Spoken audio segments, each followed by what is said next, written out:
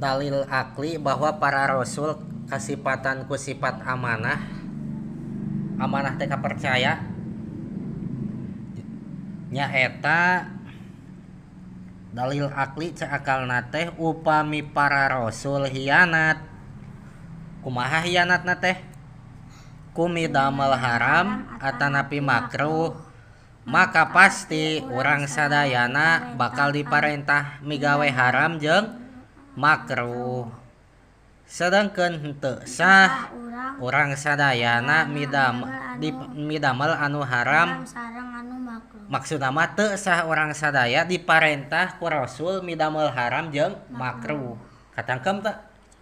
Cik sok. Lamun para rasul hianat ku midamel haram sareng makruh, maka urang gen bakal diparentah midamel haram sareng makruh. Sedengkeun teu sah urang sadaya sok urang sadaya diparentah migawe haram jeung makruh. Nah, nya rasul nita haram jeung makruh sok maling cek rasul teh nya mustahil. Kan haram maling. Tah kulantaran kitu maka rasul teh wajib amanah. Naon amanah teh? Kapercaya. Kumaha kepercaya teh? Upami rasul marentah maka anjeunna pangpayuna midamel eta parentah. Pami rasul miwarang salat maka rasul mah pangpayuna anu ngalaksanakeun eta salat. Komo lamun tibalik nu haram jadi wajib, nu wajib jadi haram. Tah eta gambaran kitu teh seperti rasul ngaharamkeun anu wajib, nu wajib ku rasul diharamkeun itu mustahil pisan. Ari nu wajib diharamkeun salat nu 5 waktu teh haram tah mustahil. Atawa nu haram dihalalkeun ku rasul teh arak teh halal.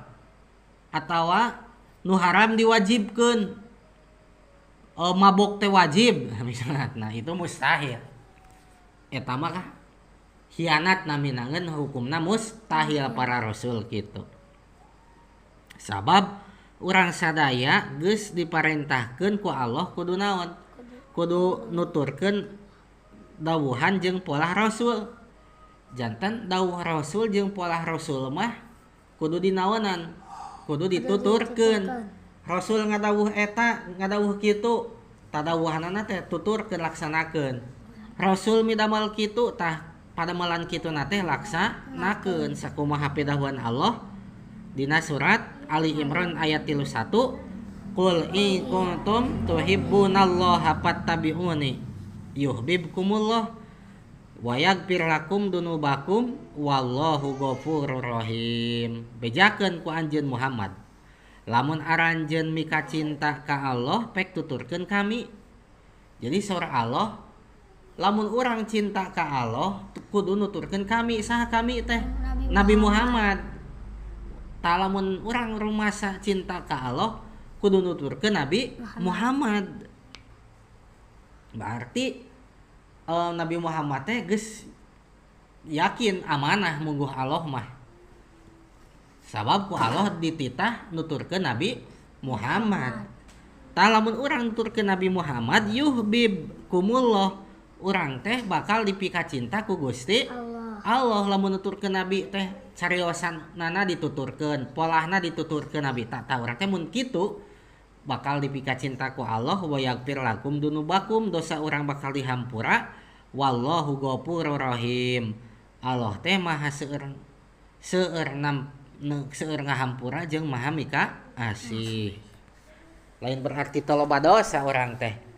Ngan susuganan we ku salit-alit teu nuturkeun akhlak rasul mah dosa urang teh dihampura. Saur Allah ge da kitu. Upami dalil nakli, dalil kenging nukil tina Al-Qur'an bahwa para rasul kasipatan ku sifat amanah nyaeta surat Al-Ahzab ayat 2 hiji.